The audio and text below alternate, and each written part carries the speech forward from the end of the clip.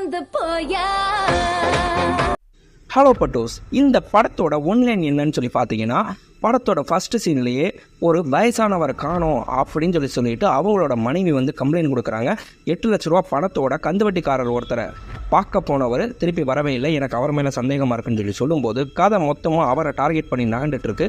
அப்படி இருக்கும்போது திடீர்னு ஒரு பொண்ணு மர்மமான முறையில் கொடூரமாக கொல்லப்பட்டிருக்கா. அது யார், ஏன் அந்த கொலை ஏன் நடந்துச்சு அப்படின்னு சொல்லிட்டு ஒரு மிஸ்ஸிங் கேஸையும் ஒரு கொலை கேஸையும் ஒரே டயத்தில் நம்ம இன்ஸ்பெக்டர் அருமையாக இன்வெஸ்டிகேஷன் பண்ணுறாரு. கடைசியில் முடிவாக என்ன ஆச்சு அப்படிங்கிறத கிளைமேக்ஸ் கடைசி 1 நிமிஷம் வரைக்குமே நீங்கள் யார் கொலையாளி அப்படிங்கிறத கண்டுபிடிக்கவே முடியாத அளவுக்கு சூப்பராக நிறைய ட்விஸ்ட் அண்ட் டர்ன்ஸோடு சொல்லியிருக்க படம் தான் பார்த்தீங்கன்னா ஒரு நொடி. இது கண்டிப்பாக க்ரைம் த்ரில்லர் ரசிகர்களுக்கு ரொம்பவே ஒரு ஃபேவரட் மூவியாக இருக்கும். ஹீரோ நம்பி படம் எடுக்கிறவங்களுக்கு மத்தியில் ஒரு நல்ல கதையை நம்பி படம் எடுத்திருக்க இந்த டேரக்டருக்கு ஒரு வாழ்த்துக்கள். இந்த படத்தோட முழு கதையை தெரிஞ்சுக்கிறதுக்கு முன்னாடி இப்போ தான் நம்ம சேனலுக்கு முதல் முறையாக வந்திருக்கீங்கன்னா மறக்காமல் நம்ம சேனலுக்கு சப்ஸ்கிரைப் பண்ணிடுங்க. அப்படியே இந்த மாதிரி க்ரைம் த்ரில்லர் படம் உங்களுக்கு பிடிக்கும்னா உங்களோட ஃபேவரட் க்ரைம் த்ரில்லர் மூவி எது அப்படிங்கிறதையும் மறக்காமல் கமெண்ட்டில் சொல்லுங்கள். எனக்கு ரொம்ப பிடிச்ச படம் அப்படின்னு சொன்னோம்னா ராட்சசன் மூவி தான். உங்களுக்கு அந்த படம் பிடிக்குமா அப்படிங்கிறத மறக்காமல் கமெண்ட்டில் சொல்லுங்கள். அப்படியே நம்ம வீடியோக்கு ஒரு லைக்கையும் தட்டி விட்டீங்க அப்படின்னு சொன்னோம்னா ரொம்பவே சந்தோஷமாக இருக்கும். வாங்க கதைக்குள்ளே போகலாம். படத்தோட ஃபஸ்ட்டு சீன்லேயே பரபரப்பாக ஒரு அம்மா அழுதுகிட்டே ஸ்டேஷனுக்கு வராங்க. அவங்க வந்து தன்னோட புருஷன் காணோம், காலையில் 10 மணிக்கு வீட்டை விட்டு வெளியே போனார், இன்ன வரைக்கும் வரவே இல்லை அப்படின்னு சொல்லிட்டு கம்ப்ளைண்ட் கொடுக்க போகிறாங்க. எனக்கு ஒரு ஆள் மேலே சந்தேகம் இருக்குது அப்படின்னு சொன்னால் யார் மேலே சந்தேகம்னா கரிமேடு தியாகு அப்படின்னு சொன்னால் அங்கே இருக்க போலீஸ்காரர் சொல்கிறாரு, யார் பத்திரத்தை வாங்கிட்டு பணம் கொடுப்பானே அவனா, அவன்கிட்ட பத்திரம் போனோம்னா உள்ளேருந்து வெளியவே வராதே, அவன்கிட்ட போய் கொடுத்துருக்கீங்க அப்படின்னு சொல்லும்போது நம்ம ஹீரோ உள்ளேருந்து வராரு. ஏன் வராது, அப்போ யார் என்ன அப்படின்னு சொல்லிட்டு நம்ம கரிமேடு தியாகுவை காட்டுறாங்க. அவர் பார்த்தீங்கன்னா அடித்தடி கட்ட பஞ்சாயத்துன்னு பண்ணிட்டு இருக்கிறது இல்லாமல் புறம்போக்கு நடத்தலாம், பட்டா போடுறது, ஏமாற்றி வேணுங்கிற நடத்த அடித்து பிடுங்கிறது, இந்த மாதிரி ரவுடிசம் பண்ணி அதுக்காக பெரிய பெரிய கொலையும் பண்ணி ஒரு மாசா வாழ்ந்துட்டு இருக்காரு. அவருக்கு அந்த ஏரியா எம்எல்ஏவோட பெரிய சப்போர்ட் இருக்கிறதுனால அவர் மேலே யாரும் கை வைக்கவே பயப்படுறாங்க. இவங்க வீட்டுக்காரரும் பார்த்தீங்கன்னா அவர்கிட்ட கொஞ்சம் பணம் வாங்கியிருக்காங்க. அந்த பணத்துக்காக கொடுக்க வேண்டிய டயத்தில் கொடுக்கல அப்படின்னு சொல்லிட்டு மிரட்டி அவரோட இடத்த பத்திரத்தை வாங்கி வச்சுட்டு சொன்ன டயத்தில் நீ பணத்தை கொண்டு வந்து கொடுக்கலன்னா நீ இந்த இடத்த மறந்துட வேண்டியதா அப்படின்னு சொல்லி மிரட்டி அந்த பத்திரத்தை வாங்கிட்டு போயிருப்பாரு. பணத்தை திருப்பி கொடுக்கணும்னு சொல்லிட்டு அன்னைக்கு காலையில் 10 மணிக்கு அவர் வெளியே கிளம்புனவர் தான் திருப்பி வீட்டுக்கு வரவே இல்லை அப்படின்னு சொன்னால் நீங்கள் அவர்கிட்ட எப்போ பேசுனீங்க அப்படின்னா நம்மளுக்கு அந்த சீனை காமிக்கிறாங்க. அவருக்கு ஃபோன் பண்ணி என்னங்க பணத்தெல்லாம் எடுத்துட்டிங்களா அப்படின்னு சொல்லி கேட்டால், ஆமாம் சீட்டு போட்டிருந்தோம்ல ஐயப்பன்ட்ட அந்த காசையும் வாங்கிட்டேன், பத்தாததுக்கு நம்ம யோகிட்ட ஒரு 50,000 ரூபா கடங்கிட்டு இருந்தேன் இல்லையா, அவன்கிட்ட 50,000 ரூபாயும் வாங்கிட்டேன், மீதி காசை பேங்க்லேருந்து வித்ரா பண்ணிவிட்டேன், மொத்தம் 8 லட்ச ரூபா இப்போ என் பேக்கில் இருக்குது, அதை கொண்டு போய் கொடுத்துட்டு நான் பத்திரத்தை வாங்கிட்டு வந்துடுறேன் அப்படின்னு சொல்கிறாரு. எப்போ வர சொல்லியிருக்காங்கன்னு கேட்டால் அவர் வந்து 4:30 மணிக்கு ஃபோன் அடிக்கிறேன், நான் சொல்கிற இடத்துக்கு வந்து பணத்தை கொடுன்னு சொல்லியிருக்காரு, நான் போய் கொடுத்துட்டு வாங்கிட்டு வந்துடுறேன், ஒன்றும் பிரச்சனை இல்லைன்னு சொல்லிட்டு ஃபோனை வச்சவர் தான். அதுக்கடுத்து அவரோட ஃபோனு ஆன் ஆகவே இல்லை, 6 மணிக்கு நான் அடித்து பார்த்து சுவிட்ச் ஆஃப்னு வந்துச்சு அப்படின்னு சொல்கிறாங்க.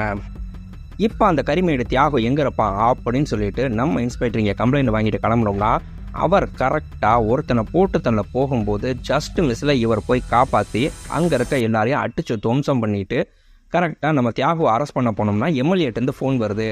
ஃபோன் வந்த உடனே, ஏய் யார் மேலே கையை வைக்கிறதுன்னு தெரியாதா, என்கிட்ட ஒரு வார்த்தை கேட்டுட்டு கையை வைக்க மாட்டேன்னா, ஐயா ஒன்றும் பிரச்சனை இல்லையா, ஒரு 4 பேர் மட்டும் நான் அரெஸ்ட் பண்ணி கூட்டிகிட்டு போயிடுறேன், ஐயா தியாகுவை விட்டுட்டு போயிடுறேன் அப்படின்னு சொல்லிட்டு இவர் 4 பேர் அரெஸ்ட் பண்ணதோடு சேர்த்து நம்ம தியாகுவையும் யாருக்கும் தெரியாமல் கூட்டிகிட்டு வந்து கஸ்டடியில் வச்சிடுறாரு. நம்ம தியாகுட்டை இவர் விசாரிச்சா, இது உனக்கு தேவையில்லாத விஷயம், இந்த விஷயத்தில் நீ தலையிடாத அப்படின்னு மிரட்டினார். இவர் விடுறதா இல்லை, அவரோட அடியாளுக்குள்ளே அடித்து வெளுத்ததில் என்னன்னா அந்த அம்மா சொன்ன மாதிரி கரெக்டாக 4:30 மணிக்கு நீ பத்திரத்தை வந்து வாங்கிக்கோ, பணத்தை நான் சொல்கிற இடத்துல கொடுத்துட்டு அப்படின்னு எம்எல்ஏ வீட்டில் இருக்கும்போது தான் ஃபோன் வந்திருக்கு. எம்எல்ஏ கேட்குறாரு, அந்த இடம் எனக்கு எந்த அளவுக்கு முக்கியம்னு சொல்லி தெரியுங்களா, அப்படி இருக்கும்போது நீ எப்படி பத்திரத்தை கொடுக்குறீங்கன்னா, ஒன்றும் பிரச்சனை இல்லைங்க, இதெல்லாம் ஒரு விஷயமா என்னன்னு சொல்லிட்டு வட்டி கூடிருச்சு செஞ்சிருச்சுன்னு சொல்லி இது பண்ணிக்கலாம், இல்லையா வேறு மாதிரி பார்த்துக்கலாங்க, அவ்வளோ சீக்கிரத்தில் பத்திரத்தெல்லாம் ஒப்படைச்சிட மாட்டேன்னு சொல்லிட்டு அங்கே வச்சு சொன்னார், இது மட்டும்தான் எங்களுக்கு தெரியும்னு சொல்லிட்டு அவரோட அடியாளுக்கு சொல்லிடுறாங்க. அடுத்து இவர் சீட்டு போட்டிருந்த ஐயப்பனுக்கு இதை பற்றி தெரியுங்கிறதுனால அவரை போய் விசாரிக்கிறாங்க. உங்களுக்கு சேகரை தெரியுமா அப்படின்னு கேட்டால், ஆமாம் ஸ்டூடியோ கடைக்காரர் தானே, நேற்று வந்து என்கிட்ட சீட்டு காசை வாங்கிட்டு போனார், இங்கே இருந்து தான் பார்த்தீங்கன்னா கரிமேடு தியாகுக்கு ஃபோன் அடித்தார், அப்போ ஃபோன் அடிக்கிறப்ப தான் அவர் வந்து ஏதோ 4:30 வந்து பணத்தை வாங்கிக்கிற சொன்னாருங்க, அவ்வளவுதான் எனக்கு தெரியும், இங்கேருந்து கிளம்பி போயிட்டாரு அப்படின்னோடனே இவரை பற்றி நம்மளுக்கு பேக்ரவுண்டில் விசாரிக்க சொல்லி போலீஸ்கிட்ட சொல்லிடுறாரு. இவரை பற்றி விசாரித்தா எல்லாமே நல்ல விதமாக தான் வருது.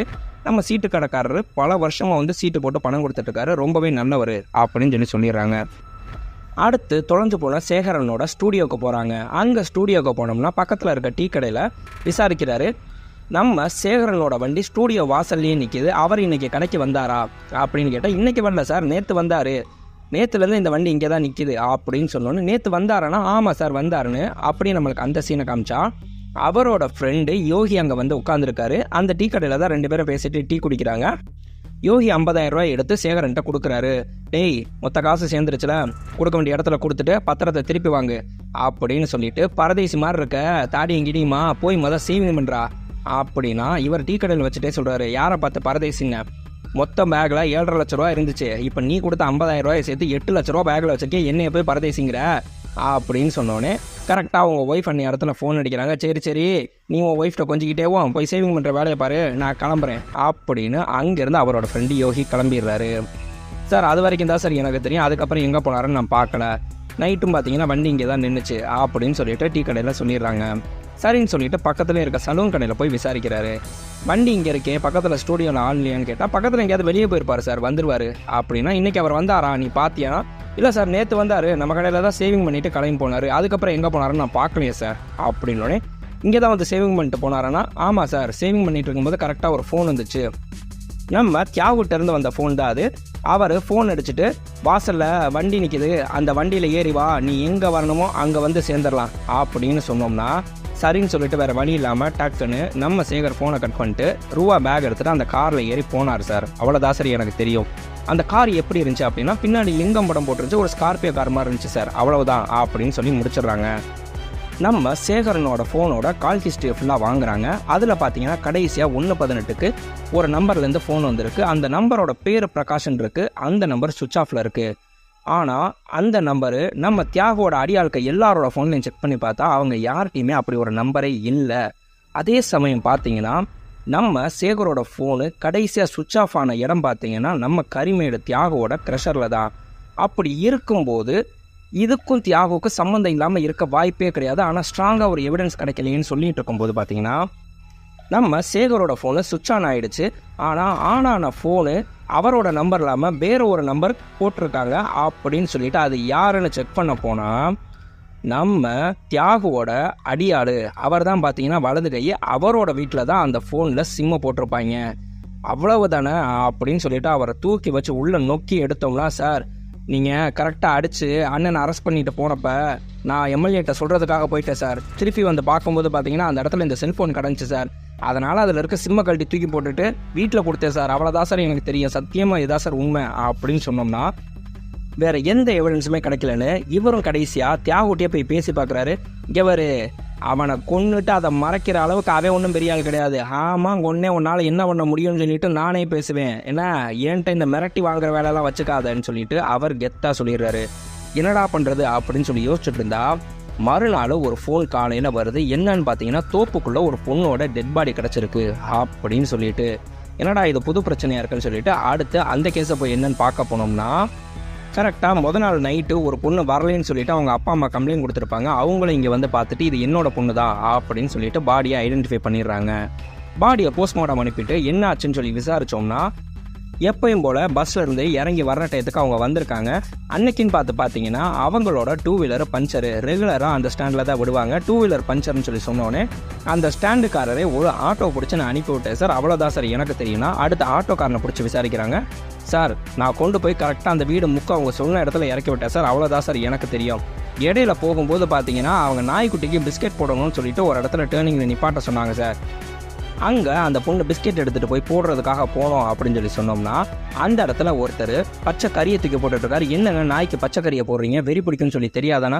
இல்லைங்க கோழிக்கறி மீந்துருச்சு, வேறு வழி இல்லைன்னு சொல்லிட்டு நாய்க்கு தூக்கி போட்டேன், இனிமேல் இப்படி செய்ய மாட்டேங்க அப்படின்னு சொல்லி சொன்னோன்னே அவங்க கடுப்பாய் போய் பிஸ்கெட் எடுத்துகிட்டு வந்தால் ஆட்டோக்காரர்கிட்ட சொல்கிறாங்க, இப்படி பச்சைக்கறியை போட்டுட்ருக்காங்க, அதனால் இந்த பிஸ்கெட்டை போட்டால் சாப்பிடாது அப்படின்னு சொல்லிட்டு சொன்னாங்க சார். அவ்வளவுதான் எனக்கு தெரியணுன்னே அந்த ஏரியாவில் இருக்க கறிக்கடை எல்லாத்துலேயுமே விசாரிக்கிறாங்க.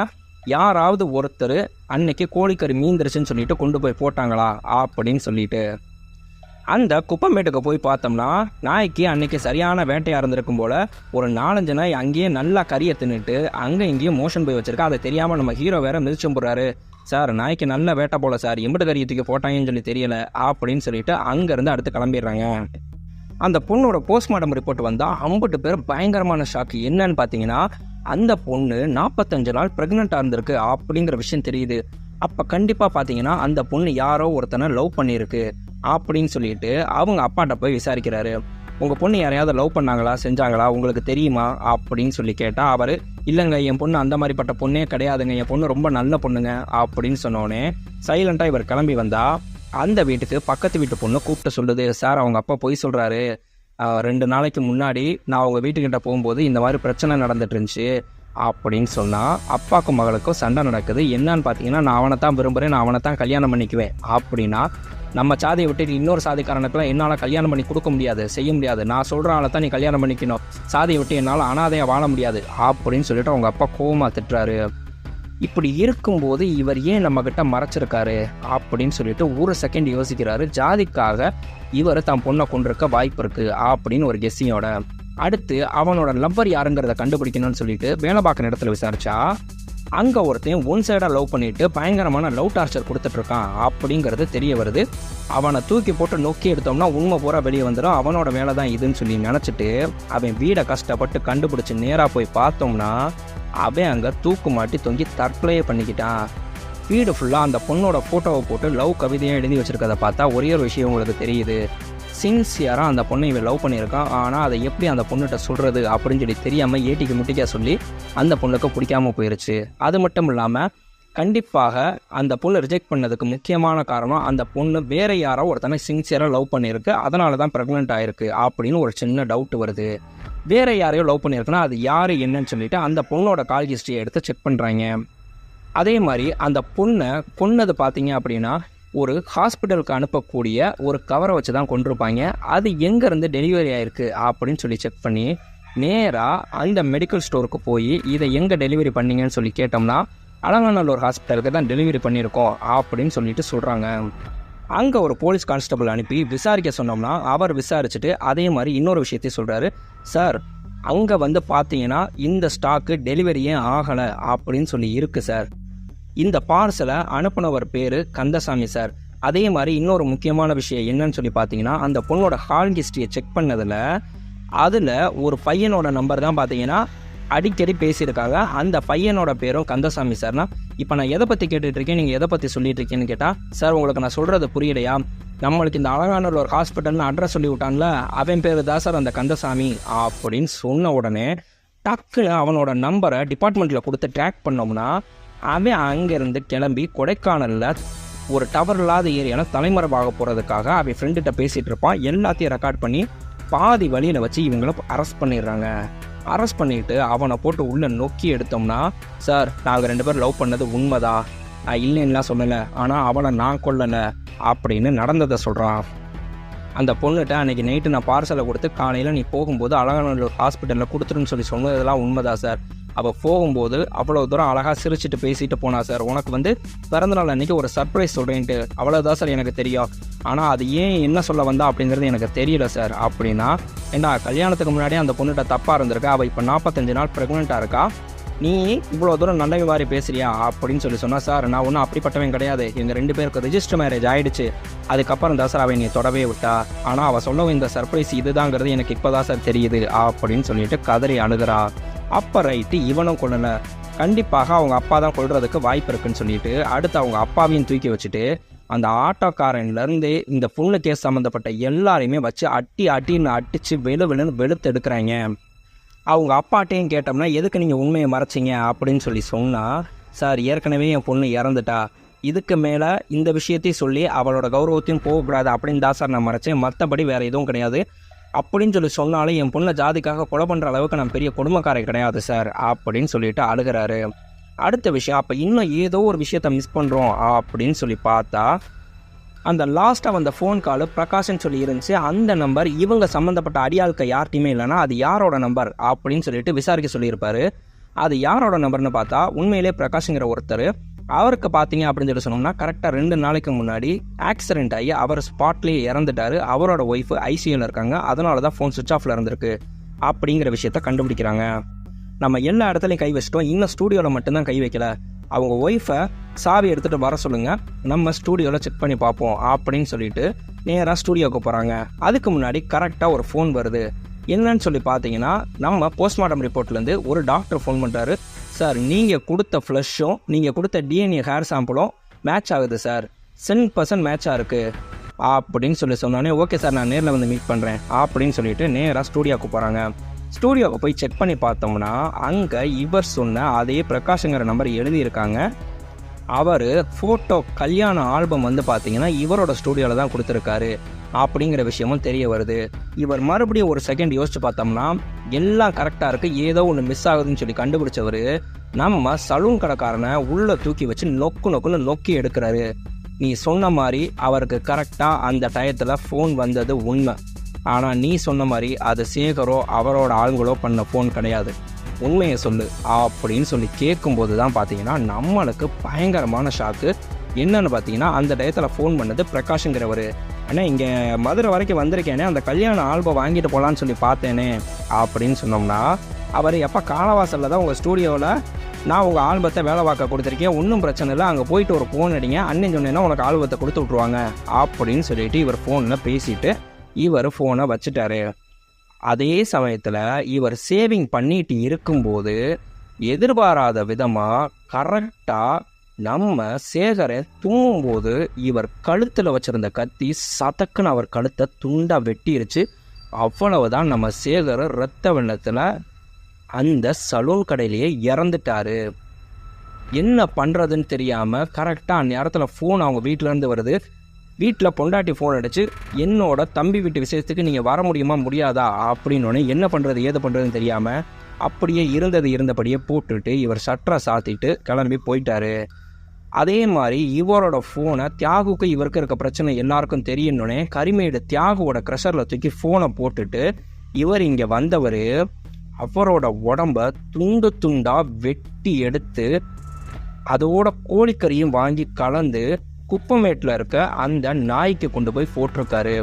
அப்படி போடும்போது தான் பார்த்தீங்கன்னா அந்த பொண்ணு அதை பார்த்தாங்க அப்படின்னு சொன்னோடனே நம்ம ஆள சொல்கிறாரு, மீதி நான் சொல்கிறேன் சார், சத்தியமாக நான் இதை வேணும்னு செய்யலை சார், எதிர்பாராமல் நடந்த ஒரு ஆக்சிடென்ட் தான் சார், எதிர்பாராமல் டக்குன்னு தும்மிட்டார் சார், கழுத்தில் சேவிங் பண்ணிட்டு இருக்கும்போது அப்படியே கத்தி இறங்கிருச்சு சார், என்ன பண்ணேன்னு தெரியாமல் பதட்டத்தில் தான் சார் நான் பண்ணிட்டேன், நான் கொலகாரன்லாம் கிடையாது சார், இது வேறு ஆக்சிடென்ட் தான் சார், என்னை நம்புங்க சார்னு கதறி அழுகிறாரு.